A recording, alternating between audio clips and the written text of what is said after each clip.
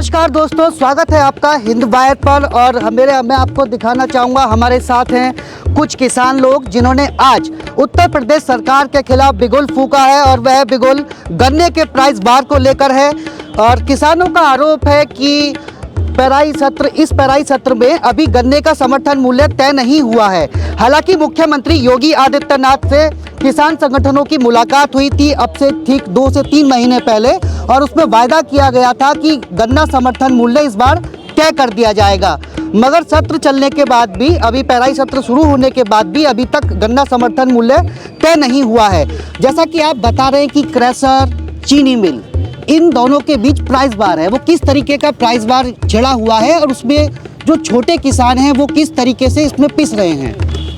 देखिए, ऐसा है, छोटा किसान हो या बड़ा किसान, किसान तो किसान है।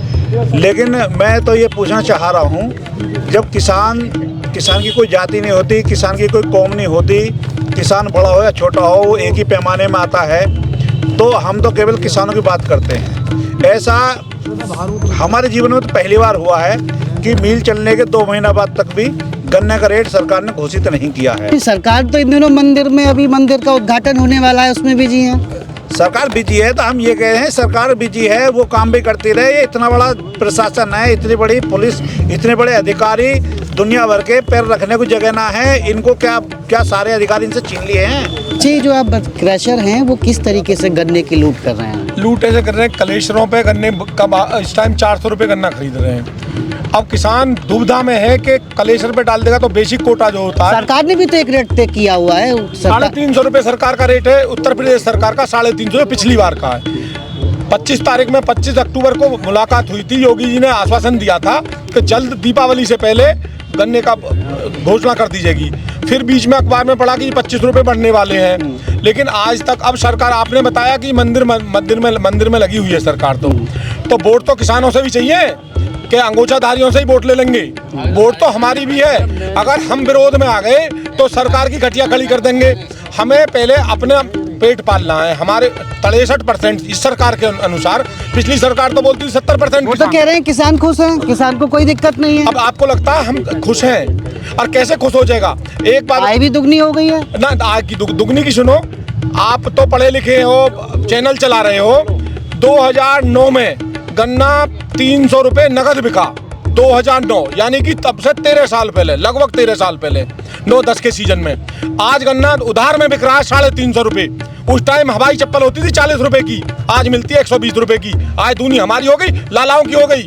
आप में से कुछ ऐसे लोग भी हैं जो छोटे किसान हो, जिन पे 5 या 10 बीघा जमीन हो, तो गन्ने की फसल उन्होंने इस बार की हो, हैं कुछ लोग ऐसे?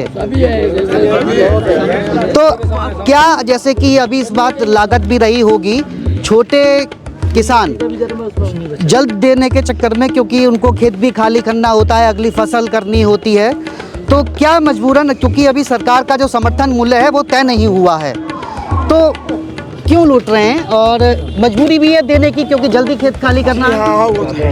हाँ, लागत कितनी आ रही है खेत में? लगभग अच्छा, हाँ, आप आइए बिल्कुल। चाचा थोड़ा पीछे। अगर छोटा किसान है, फसल कर रहा है गन्ने की, चूँकि गन्ना आप लोगों के हाथों में भी है, और शायद ये इसीलिए है क्योंकि आप सरकार को चेताना चाह रहे हैं, लखनऊ में बैठे हुक्मरानों को चेताना चाह रहे हैं कि इस बार समर्थन मूल्य आप जल्दी तय करें। बिल्कुल। छोटा किसान अगर खेत में, उसकी गन्ने में कितनी लागत अगर लगभग आ रही है और कितना उसको मिल पा रहा है अभी तक? कारण एक ये है गन्ने का, छोटे किसान का, कि अब पिछली बार 25 रुपये बढ़ने की बात आई थी, और वो 25 रुपये अब तक भी नहीं बढ़ पा रहे हैं। वही 341 रुपये का पेमेंट आ रहा है खाते में, समझे? अब वो 25 रुपये दूसरे जो क्रेशर हैं वो अब 350 से ऊपर जा रहे हैं। अब अपने बेसिक कोटा को डाउन करें या 25 रुपये हमें उधर से मिलेंगे, कम से कम ये तो हमें मालूम पड़ जाए कि 25 रुपये अब नहीं आ रहे, कब आ रहे हैं, ये डेफिनेट है बात। या वो 341 का ही रेट पर रह जाएंगे? अगर 341 में मानो 25 और मिल जाए तो हम फिर मिल के ही वेट में उधर जो डालेंगे ना, तो ये आंदोलन और ये किसानों की आवाज़ है जो छोटे जिलों से शुरू हो रही है और यही आवाज़ धीरे धीरे बढ़कर लखनऊ और दिल्ली तक भी पहुंचती है। जैसा कि आपने देखा पिछली दफ़ा दिल्ली के चारों ओर किसान आंदोलन ने किस तरीके से रूप लिया था और यही वो लोग हैं जो सत्ता को परिवर्तन करने का दमखम रखते हैं और इन्हीं के वोटों से सत्ता में सरकारें काबिज होती हैं। सरकार इनकी आवाज़ ज़रूर सुनिए और इसी तरह की खबरों में बने रहने के लिए चैनल को सब्सक्राइब करें और बेल आइकन दबाएं और मुझे मनीष शर्मा को दीजिए इजाज़त। नमस्कार, जय हिंद, जय भारत।